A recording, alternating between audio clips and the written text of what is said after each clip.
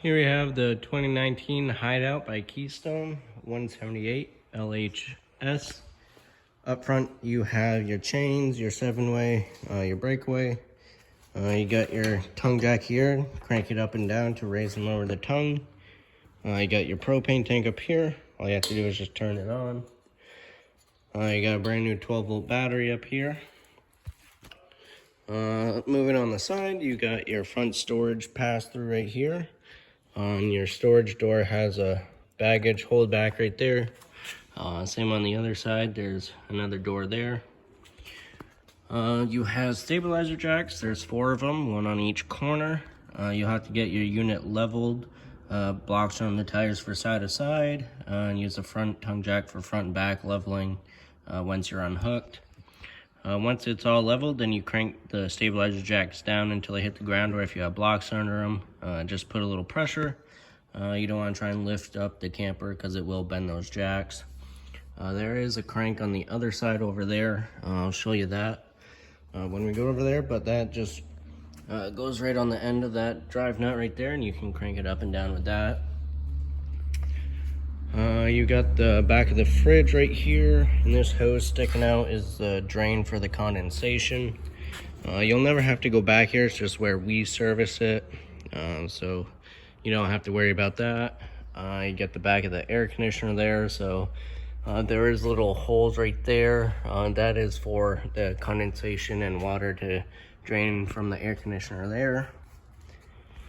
You have the exhaust for your furnace here. Make sure nothing's in the way of that, and definitely don't touch it while you're using it because this gets hot. Then you have your city water connection here. So when you're at a campground, that's where you'll hook up your hose to have water. You'll need a pressure regulator.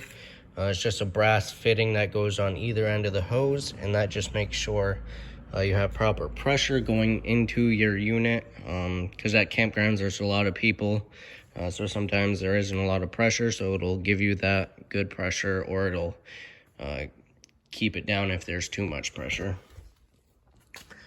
You got your power cord storage right here, so this just pulls out and shoves back in when you're done with it. This cover closes, so if it's raining, it'll keep it dry inside. This is a 30 amp unit, so when you go to a campground, make sure you ask for the 30 amp hookups. When you're at home, you can plug into an adapter to plug into a household outlet to keep your battery charged. Turn on lights, to clean it, get your fridge cold. Then you have your sewer outlets right here. So the one on the left is your gray tank, which is your sink and shower water, and the handles are color coded as well. So your gray tank, and then your black tanks over here, which is your toilet water holding tank. Usually you'll pull your black tank first, and then once that's emptied, you close it, and then you'll pull the gray tank, and you'll use gray water to flush out your sewer hose so it doesn't leave a mess behind. There is a monitor panel inside, so you can check how full your tanks are getting. Usually once it's about 2/3 to all the way full, that's when you'll come out and pull your tanks, pull the valves to drain your tanks. You might have to pull or empty your gray tank more than your black tank, because it is for the shower and both the sinks. So just be careful of that, and when you are taking a shower, you can open up the gray tank. That way your tub doesn't fill up with the gray water. Back here you have your spare tire on your bumper right here. This is where most people store their sewer hose. So this bumper cap, that's what this is called. You pull that out and you can shove your sewer hose in there. That way it's always outside and it won't go inside. On this side you have your water heater right here. So this little tab just twists and cover comes out. This is a gas only water heater, so the switch for this is inside and it lights on its own.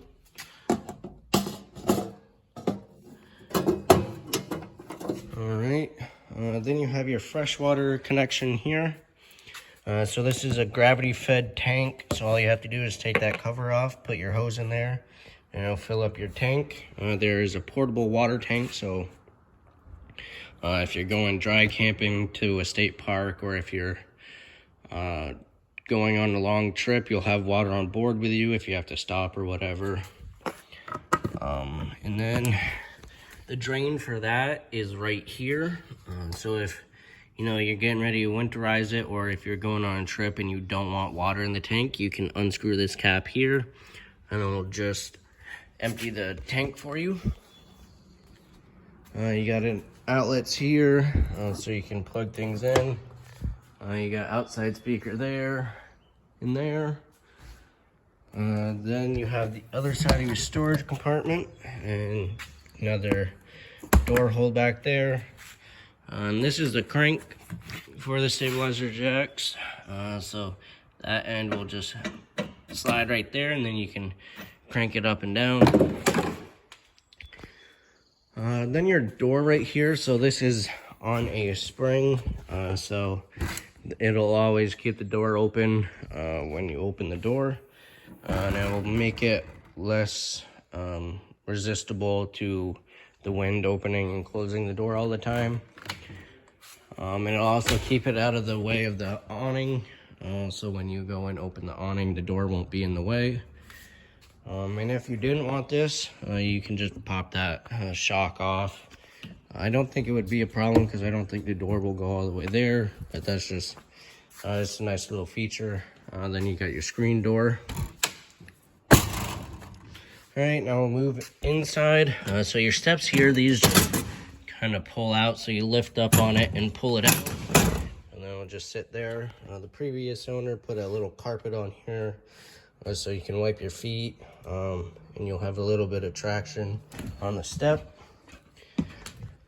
All right, walking in to the left, you got a couple switches. So you got a light switch here for your awning. The middle one is the light switch for your ceilings, and then this one, so on this awning arm, there's a little track right here, and in the packet of papers with all your manuals, there is a portable Bluetooth speaker that'll just slide right in this track, and that switch to the left right here, that will turn on the power to that track so that that speaker will be powered, and it's a Bluetooth speaker, so you can play your music and stuff.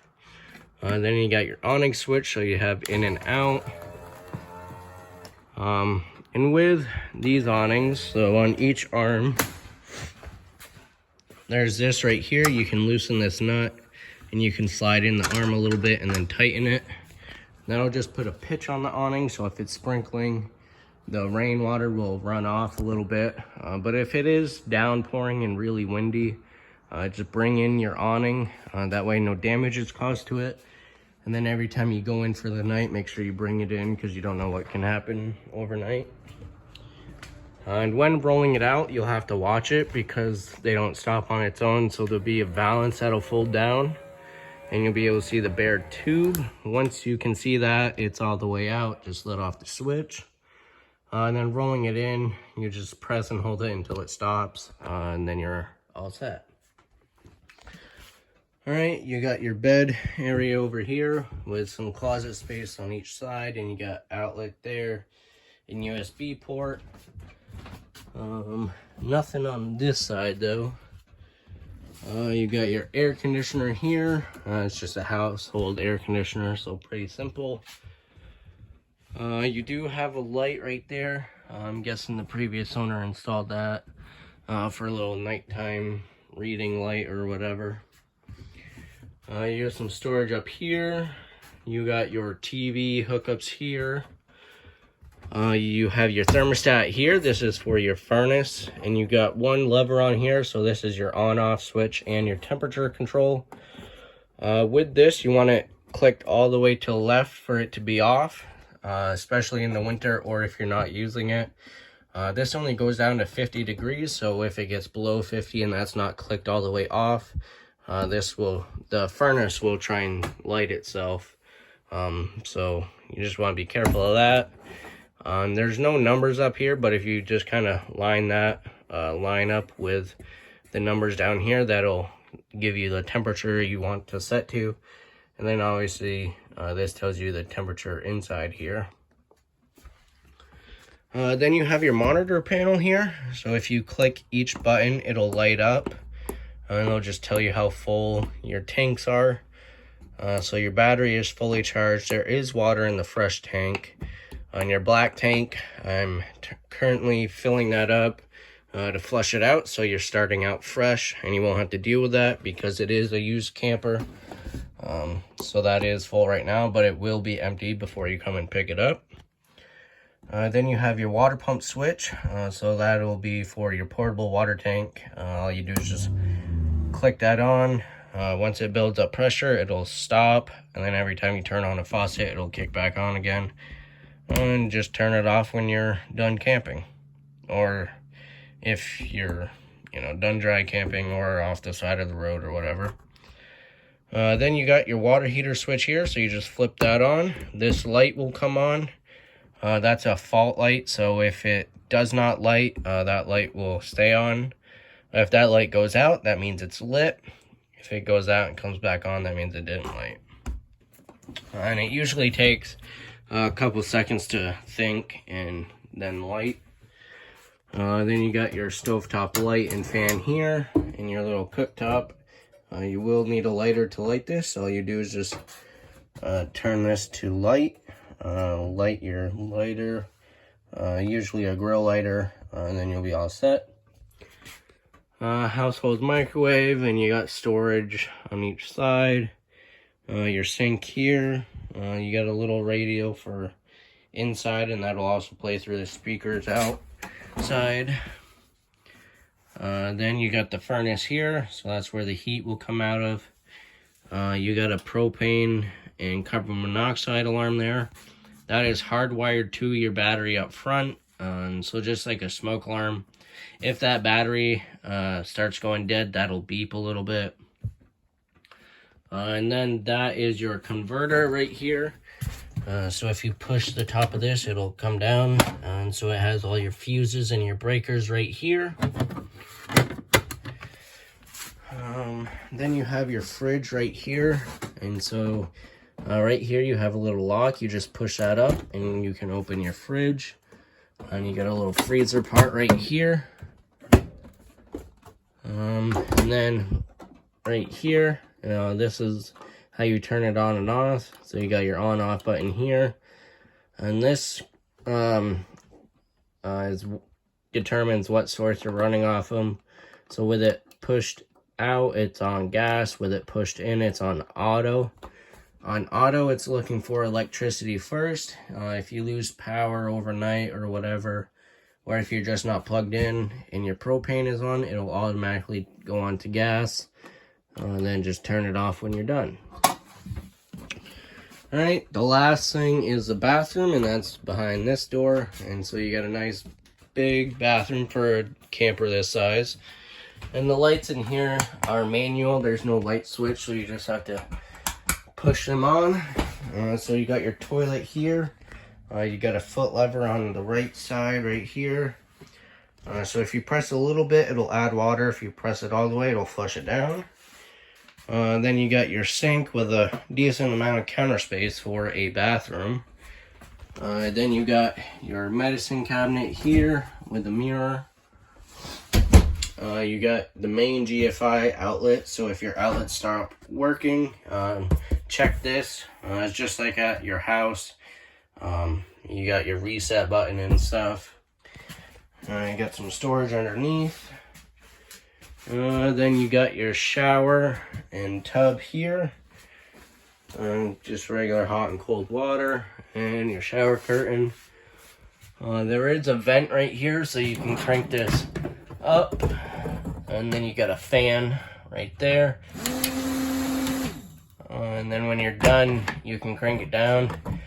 There is a max air over this to cover the vent, so if it is raining, you can leave the vent open and it won't get wet inside.